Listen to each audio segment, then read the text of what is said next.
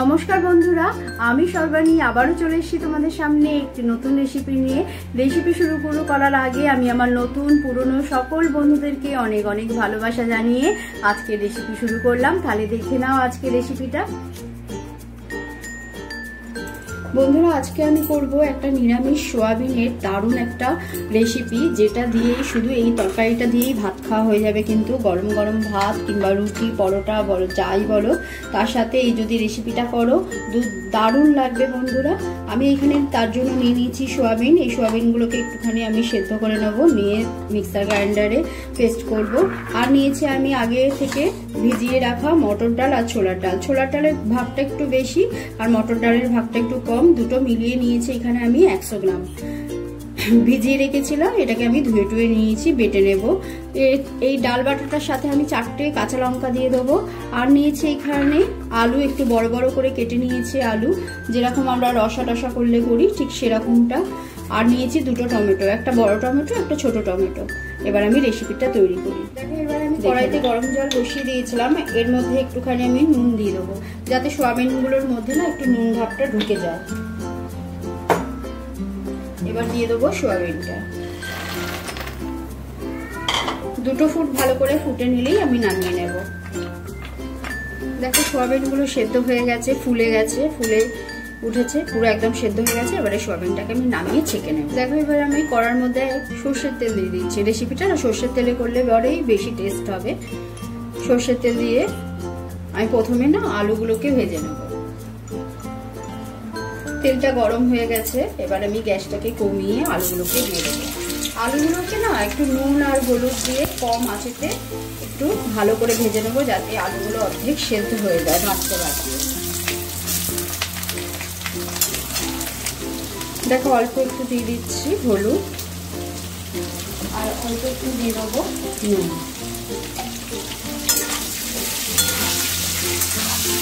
আঁচটাকে একদম মিডিয়াম হিটে রেখে আমি ভালো করে লাল লাল করে ভেজে নেব।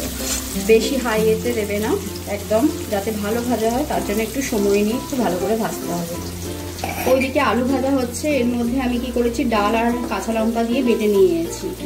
আবার নিয়ে নিয়েছি মিক্সার গ্রাইন্ডার। আমি এই সেদ্ধ করা সোয়াবিনগুলোকে না ভালো করে চিপে রেখেছি। আর একটু ভালো করে চিপে নেবো, তাও জল বেরাচ্ছে, যাতে জলটা না থাকে সেই অনুযায়ী জলটাকে চিপড়ে বার করে এটাকে একটু মিক্সিতে পেস্ট করে নেবো, কিমা টাইপের করে নেবো। দেখো, সোয়াবিনটাকে আমি এইরকমভাবে পেস্ট করে নিয়েছি। এবারে আমি একে একে সব মেশাবো।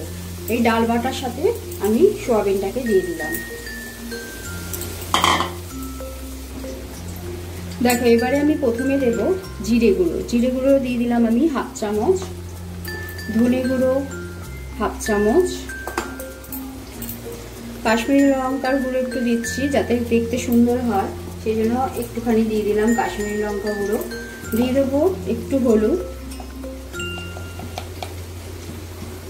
আর দিয়ে দেবো পরিমাণ মতন নুন। নুনটা পরিমাণ মতনই দেবে। আর দিয়ে দেবো একটু চিনি, যাতে একটু মিষ্টি মিষ্টি স্বাদ আসে। যদি কেউ চিনি না পছন্দ করো তাহলে দিও না। দেব একটু আদা বাটা। এটা আদা বাটাটা অবশ্যই দেবে, টেস্টটা খুব সুন্দর হবে। আমি 1 চামচের মতন দিয়ে দিলাম আদা বাটা। আর দেব আমার গরম মশলাগুলো ঘরে তৈরি করা, সেই গরম মশলাগুলো দিয়ে দেবো, পরিমাণ অল্প একটু দিলাম।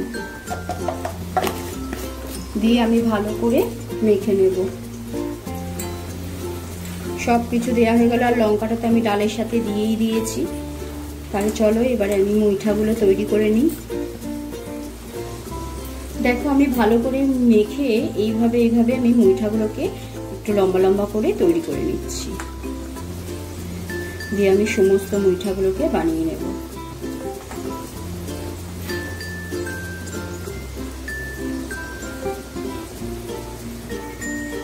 দেখো, আমি মুইঠাগুলো বানিয়ে নিয়েছি। আর আমি একটু রেখে দিচ্ছি ব্যাটারটা। তোমার হচ্ছে আমি যখন সবাই ভাত খাবে তখন আমি এটা মুছে মুছে করে ভেজে দেবো। এই ভাজাটা খেতেও সুন্দর লাগে। আর এটা আমি রসা করব বলে সেই জন্য আমি পরিমাণ মতন নিয়ে নিলাম। তাহলে এবার চলো রেসিপিটা তৈরি করি। দেখো, আলুগুলো ভাজা হয়ে গেছে। এবারে আমি আলুগুলোকে নামিয়ে নিচ্ছি। মুইঠাগুলো ভাজার জন্য আমি আরেকটু তেল দিয়ে দেবো, অল্প করেই দিলাম।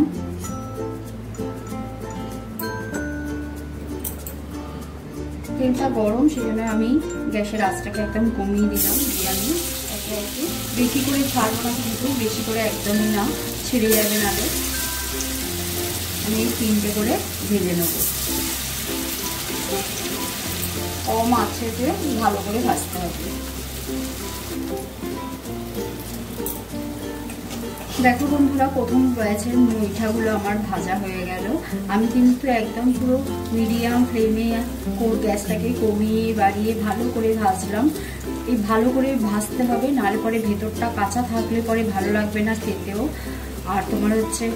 আর তোমরা যদি কি গ্যাসটাকে বাড়িয়ে ভাজো, তাহলে উপর থেকে একদম পুরো লাল লাল হয়ে যাবে, কিন্তু ভেতরে থাকবে কাঁচা, একদম খেতে ভালো লাগবে না। সেই জন্য এই বড়া টড়াগুলো না একটু কম আঁচেতে যত ভালো করে ভাজবে খেতে তত কিন্তু টেস্ট হয়। এইভাবেই আমি সমস্ত মুইঠাগুলোকে ভেজে নেব।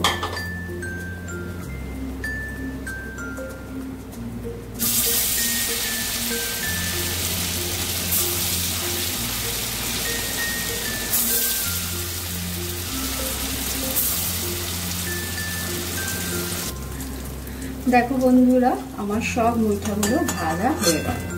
আমি এগুলোকে নামিয়ে নিলাম। সমস্ত মুইঠা ভাজা আমার কমপ্লিট। এবারে আমি যা তেল আছে আর তেল দেবো না। আমি যখন 3rd ব্যাচের বড়াগুলো ভাজছিলাম, মুইঠাগুলো, তখন একটু আমি তেল দিয়েছিলাম, কম পড়েছিল। এবার আমি দিয়ে দিলাম তেজপাতা, দিয়ে দিলাম একটা লবঙ্গ, একটা দারচিনি, 2-3টে লবঙ্গ আর 3টে ছোট এলাচ, আর একটু সাদা জিরে ফোড়ন দিলাম। ফোড়নটা খুব সুন্দর করে ভাজা হয়ে গেছে। এবার আমি দিয়ে দিলাম টমেটো।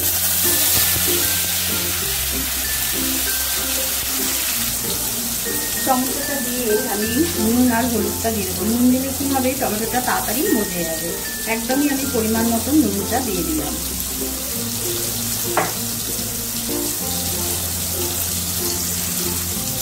আর দিয়ে দিলাম হলুদ।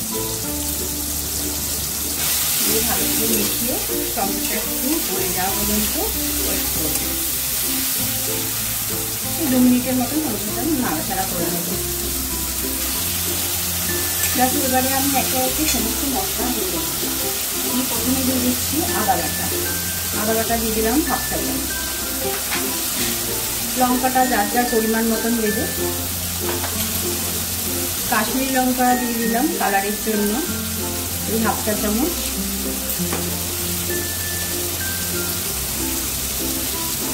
ধনে গুঁড়ো দিলাম, আর দিয়ে দিলাম জিরে গুঁড়ো 1/2 চামচ। দিয়ে ভালো করে মিশিয়ে নেব। এই সময় একটুখানি জল দিয়ে দেবো, যাতে মশলাগুলো ভালো করে কষা হয়।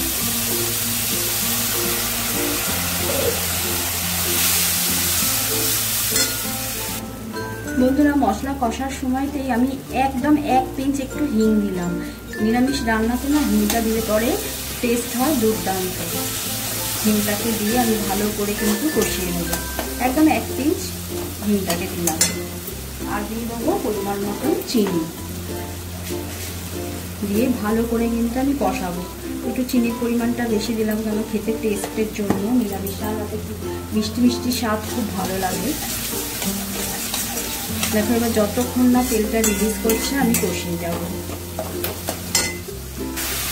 দেখো, মশলা খুব সুন্দর করে আমার কষানো হয়ে গেছে। আলুগুলোকেও আমি এই সময় দিয়ে দেবো মশলার সাথে কষা নেওয়া। দিয়ে কয়েক সেকেন্ড একটু আলুগুলোর মধ্যে নাড়াচাড়া করে নেব। আলুটা দিয়ে মাত্র কয়েক সেকেন্ড একটু আমি নাড়াচাড়া করে নিলাম। এবারে আমি দিয়ে দেবো গরম জল। জলের পরিমাণটা না একটু বেশি দেবে, কেন বড়াগুলো না হলে পরে টেনে নেয়।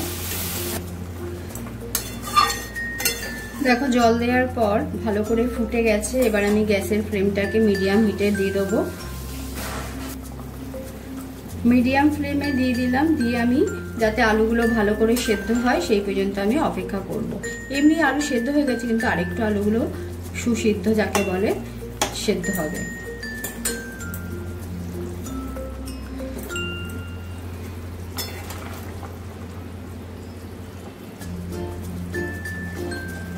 দেখো আলুগুলো না পুরো ভালো করে সেদ্ধ হয়ে গেছে, পুরো একদম হালকা করে আমি স্পেস করছি, পুরো একদম গলে কেটে যাচ্ছে, তাহলে পুরো একদম সুসিদ্ধ হয়ে গেছে আলুগুলো। এবার আমি গ্যাসের ফ্লেমটাকেও সেজন্য বাড়িয়ে দিয়েছি। এবার আমি সমস্ত মুঠাগুলো একে একে দিয়ে আর 2 থেকে 3 মিনিট ফুটিয়ে আমি নামিয়ে নেব।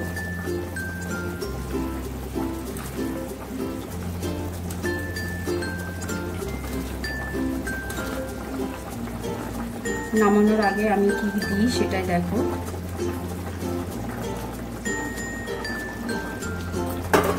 মুঠা দিয়ে কখনো বেশি ফোটাবে না, তাহলে পরে কি হবে, ভেঙে যাবে মুঠাগুলো, ভীষণ নরম হয় তো।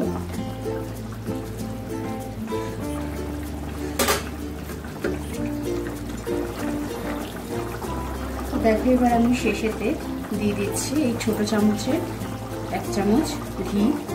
নিরামিষ রান্নাতে ঘি, গরম মশলা এগুলো কিন্তু খুব ভালোই লাগে, টেস্ট সুবৃদ্ধি করে দেয়। আর দিয়ে দিলাম আমার ঘরে তৈরি করা অল্প একটুখানি গরম মশলা।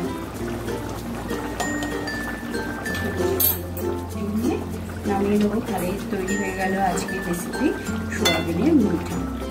এটা কিন্তু সাদা ভাত, লুচি, রুটি, পরোটা সব কিছুর সাথেই ভালো লাগে। নিরামিষ দিদি বন্ধুরা, আমার রিকোয়েস্ট রইল তোমরা একদিন এরকম রান্নার রেসিপি তৈরি করে খেয়েও, দেখবে খুবই ভালো লাগবে, মাছ মাংসকে সরিয়ে যেতে বলবে। তাহলে চলো বন্ধুরা এবার সার্ভ করার জন্য তৈরি করি।